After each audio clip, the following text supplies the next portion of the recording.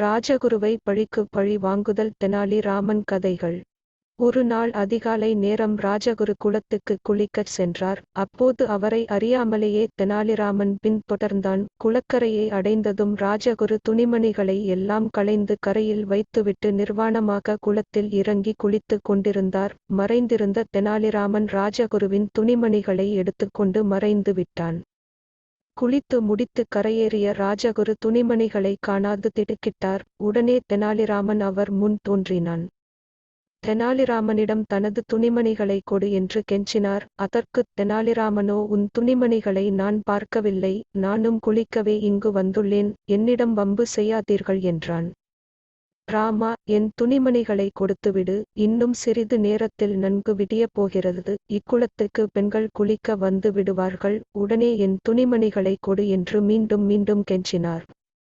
அவர் கெஞ்சுதலை கேட்ட தெனாலிராமன், என் நிபந்தனைக்கு உட்பட்டால் துணிமணிகளைத் தருகிறேன், இல்லையேல் தர முடியாது என்று கூறிவிட்டான். என்னை அரண்மனை வரை உன் தோளில் சுமந்து செல்ல வேண்டும், அப்படியென்றால் தருகிறேன், இல்லையென்றால் தர முடியாது என்று கூறிவிட்டான்.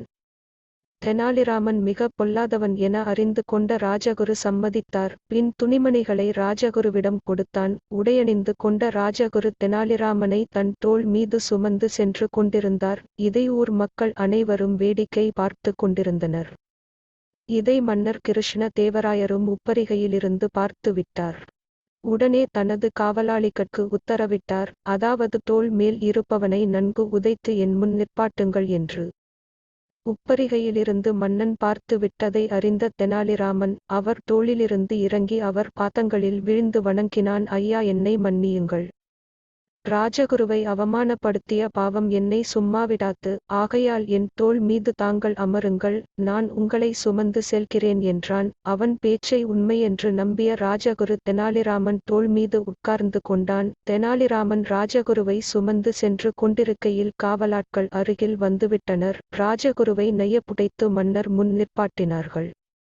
இதை பார்த்த மன்னர் ராஜகுருவை ஏன் அடித்தீர்கள் என வினவினார். அதற்கு காவலாட்கள், தெனாலிராமன் தோள் மீது அமர்ந்து இருந்தவர்தான் இந்த ராஜகுரு, தாங்கள் தானே தோள் மீது அமர்ந்திருப்பவரை அடித்து உதைக்கச் சொன்னீர்கள், அதன்படியே செய்துள்ளோம் என்றனர். மன்னர் ராஜகுருவை அழைத்து விவரத்தை கேட்டார். ராஜகுருவும் தன் தவறை உண்மை என்று ஒத்துக்கொண்டார். தெனாலிராமன் செய்கை மன்னருக்கு நகைச்சுவையுண்டு பண்ணினாலும் அவன் செய்த தவறுக்கு தக்க தண்டனை வழங்க விரும்பினார். ஆகையால் தெனாலிராமனை அழைத்து வர அரண்மனை காவலாட்களை அனுப்பினார். காவலாட்களும் தெனாலிராமனை சிறிது நேரத்தில் மன்னர் முன் கொண்டு வந்து நிற்பாட்டினார்கள். தெனாலிராமன், நீ ராஜகுருவை அவமானப்படுத்திவிட்டாய், மேலும் அவரை உதையும் வாங்க வைத்துவிட்டாய், இது மன்னிக்க முடியாத குற்றமாகும், ஆகவே உன்னை சிரத்தேசம் செய்ய உத்தரவு இடுகிறேன் என்றார் மன்னர். இதை கேட்ட தெனாலிராமன் தன் உயிருக்கு ஆபத்து வந்ததை எண்ணி வருந்தினார். அவன் தன் இஷ்ட தேவதையான காளி தேவியை தன்னை காப்பாற்றும்படி மனதிற்குள் துதித்தான். காவலாட்களும் அவனை கொலை செய்ய அழைத்துச் சென்றார்கள். அப்போது அவர்களிடம் தன்னை விட்டுவிடும்படியும் பணமும் தருவதாகவும் வேண்டினான். காவலாட்களும் பணத்தை பெற்று கொண்டு அவனது வேண்டுகோளுக்கு இணங்கி கொலை செய்யாமல் விட்டுவிட்டனர். இனி இவ்வூரில் இருக்காதே, வேறு எங்காவது போய்விடு என்று சொன்னார்கள். அவர்களிடம் அப்படியே செய்கிறேன் என்று சொல்லிய தெனாலிராமன் தன் வீட்டிலேயே ஒளிந்து கொண்டான். காவலாட்களும் ஒரு கோழியை அறுத்து அதன் இரத்தத்தை வாளில் தடவி மன்னரிடம் தெனாலிராமனை கொலை செய்து விட்டோம் என்று சொல்லி விடனர். மன்னரும் இதை உண்மை என்று நம்பினார். தெனாலிராமன் கொலை செய்யப்பட்ட செய்தி ஊர் முழுவதும் தீ போல் பரவியது. அப்போது சில அந்தணர்கள் மன்னரை சந்தித்தனர். நியாயமாக ஒரு பார்ப்பனரை கொன்றது மிகக் கொடிய பாவமாகும், அவனது ஆவி தங்களுக்கும் நாட்டுக்கும் கேடு விளைவிக்கும் என்றனர். இதை கேட்ட மன்னர் கலங்கினார். இதற்கு பரிகாரம் என்னவென்று மன்னர் கேட்டார். அதற்கு அந்தணர்கள், அவன் ஆவி சாந்தி அடைய அமாவாசை அன்று நள்ளிரவு சுடுகாட்டிற்குச் சென்று பூஜை செய்தால் நலம் என்றனர். உடனே மன்னர் ராஜகுருவை அழைத்து அமாவாசையன்று நள்ளிரவு சுடுகாட்டில் தெனாலிராமன் ஆவிக்கு பூஜை செய்ய உத்தரவு விட்டார். இதை கேட்ட ராஜகுரு நடுநடுங்கினார். நடுகாட்டில் நள்ளிரவு நேரத்தில் பூஜை செய்வது என்றால் எனக்கு பயமாக இருக்கிறது என்றார். அப்படியென்றால் துணைக்கு சில புரோகிதர்களையும் அழைத்துச் செல்லுங்கள் என மிக கண்டிப்புடன் மன்னர் கட்டளையிட்டார்.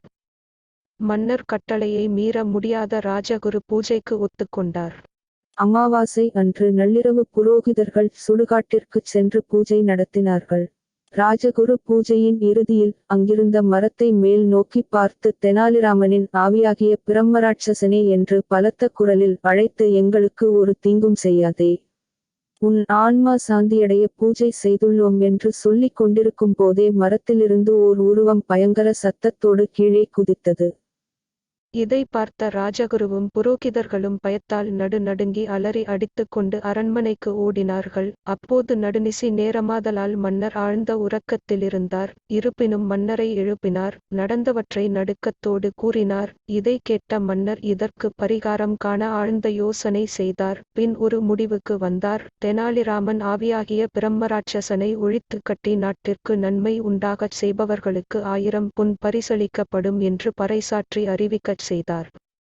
இதை கேட்ட நாட்டு மக்கள் யாரும் பிரம்மராட்சசனை ஒழித்துக் கட்ட முன் வரவில்லை. சில நாட்களுக்குப் பின் ஒரு துறவி மன்னரை காண வந்தார். மன்னரும் அந்தத் துறவியிடம் தெனாலிராமனின் ஆவியாகிய பிரம்ம ராட்சசனை ஒழித்துக் கட்டும்படி வேண்டினார். இதை கேட்ட துறவியர், மன்னர் பெருமானே, கவலையை விடுங்கள். பிரம்மராட்சசனை என்னால் முடிந்தளவு ஒழித்துக் கட்ட முயற்சிக்கிறேன். இது நிரந்தரமான ஏற்பாடாக இருக்காது. மீண்டும் தெனாலிராமன் உயிர் பெற்று வந்தால் தான் பிரம்மராட்சசனுடைய அட்டகாசம் சுத்தமாக குறையும் என்றார். அப்படியானால் தங்களால் மீண்டும் தெனாலிராமனை உயிர்ப்பிக்க முடியுமா என வினவினார் மன்னர். ஓ, தாராளமாக என்னால் முடியும் என்றார் துறவி. மன்னர் மகிழ்ந்து தாங்கள் தெனாலிராமனை உயிர்ப்பித்து காட்டுங்கள், அதுவே எனக்கு போதும் என்றார். உடனே துறவியார் தான் அணிந்திருந்த வேடத்தை கலைத்தார். நான்தான் தெனாலிராமன், துறவி வேடத்தில் வந்தேன் என்றார். இதையறிந்த மன்னர் மகிழ்ந்து தெனாலிராமனை கட்டித் தழுவிக் கொண்டார். பின் 1000 பொன் பரிசளித்தார்.